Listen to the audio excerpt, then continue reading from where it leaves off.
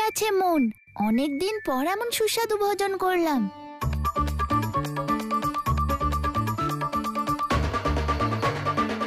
তোমাদের দুজনকে অসংখ্য ধন্যবাদ।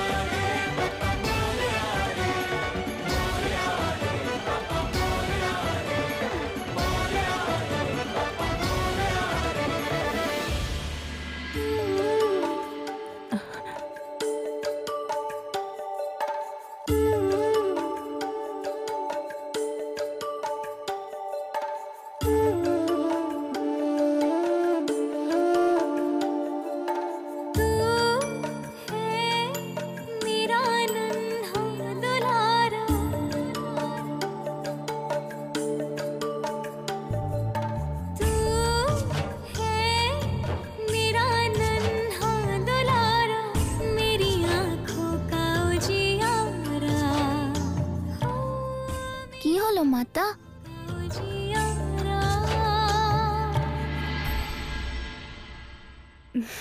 কিচ্ছু না। তোমায় স্পর্শ করে মনে হলো যেন বহুদিন ধরে তোমায় চিনি, যেন কোনো আপনজন।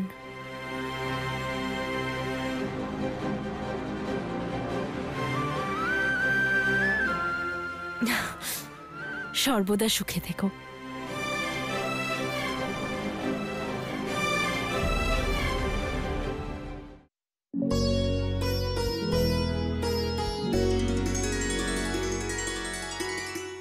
আরে এ তুমি কি করছো? এমন সুস্বাদু ভোজন প্রস্তুতকারকের চরণ স্পর্শ করছি, আর কি।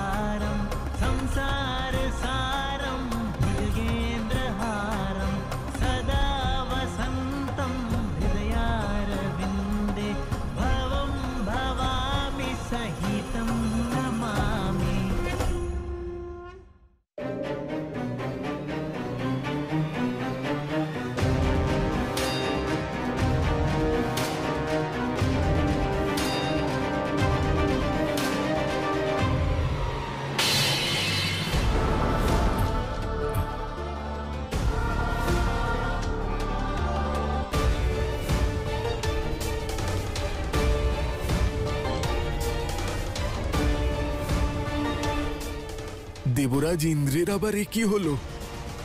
উনি আবার কোন বিষয় নিয়ে এত ক্রুদ্ধ হয়ে উঠলেন? যিনি ভোজন প্রস্তুত করেছেন, আমি শুধুমাত্র তার হাত থেকেই প্রসাদ গ্রহণ করব।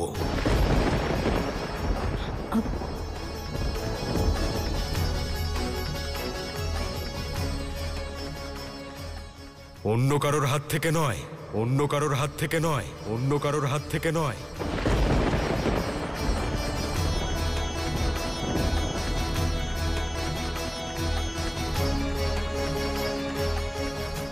আমি খাওয়াচ্ছি প্রসাদ। মার্তাণ্ড,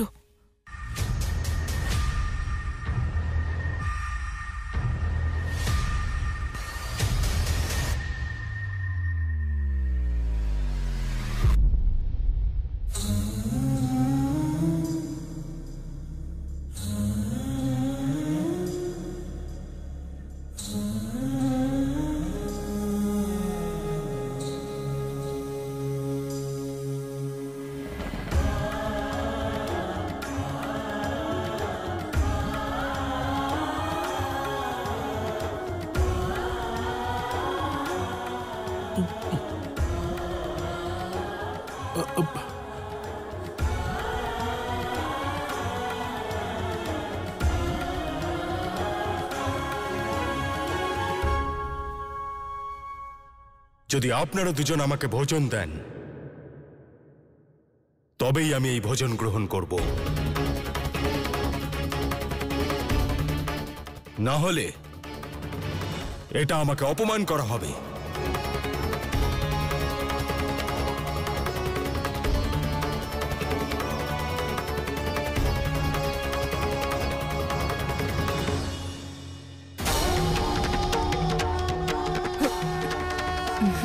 আরে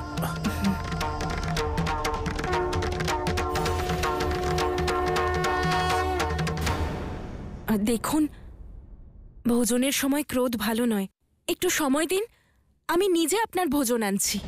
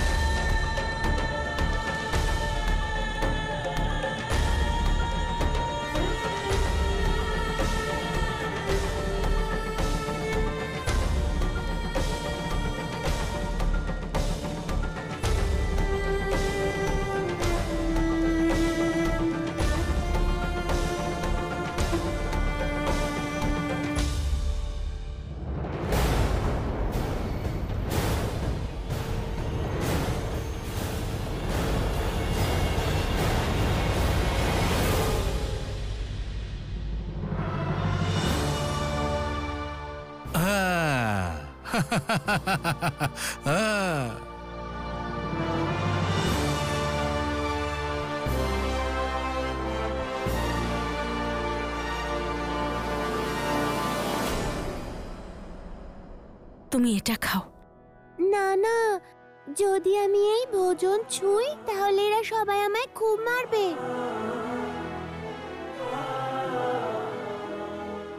আর এমনিতেও আমরা পড়ে থাকা ভোজন খেতেই অভ্যস্ত।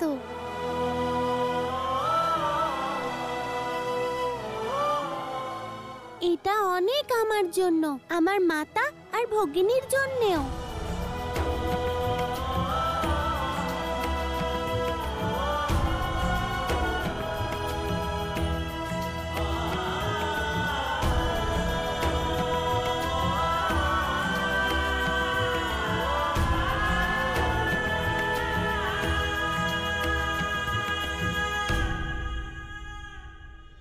আমার ভোজন কোথায়?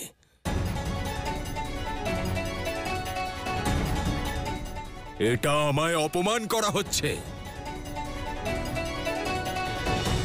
অপমান তো আপনি করে চলেছেন।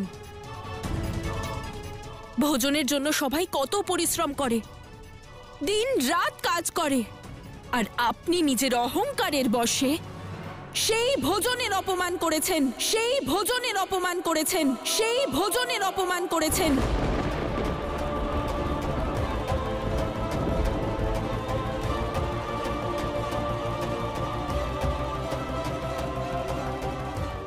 ভোজন যেখানেই বানানো হোক তা উৎপন্ন প্রকৃতি মায়ের কোল থেকে হয়।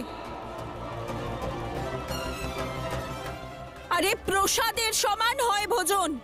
দেখুন, যে পাত্র আপনি ফেলে দিয়েছেন সেখান থেকেই ও ভোজন করছে, ভোজনকে গুরুত্ব দিচ্ছে, তাকে সম্মান করছে।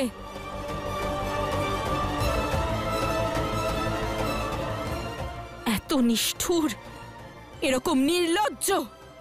কে আপনি? কোথা থেকে এসেছেন?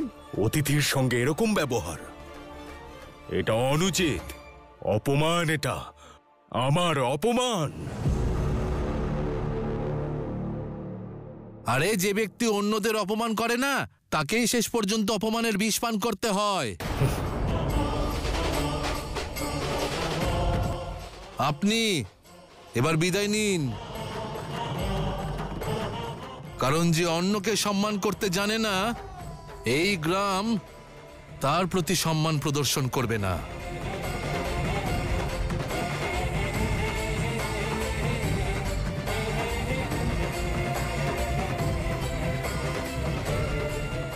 হর হর মহাদেব। যান।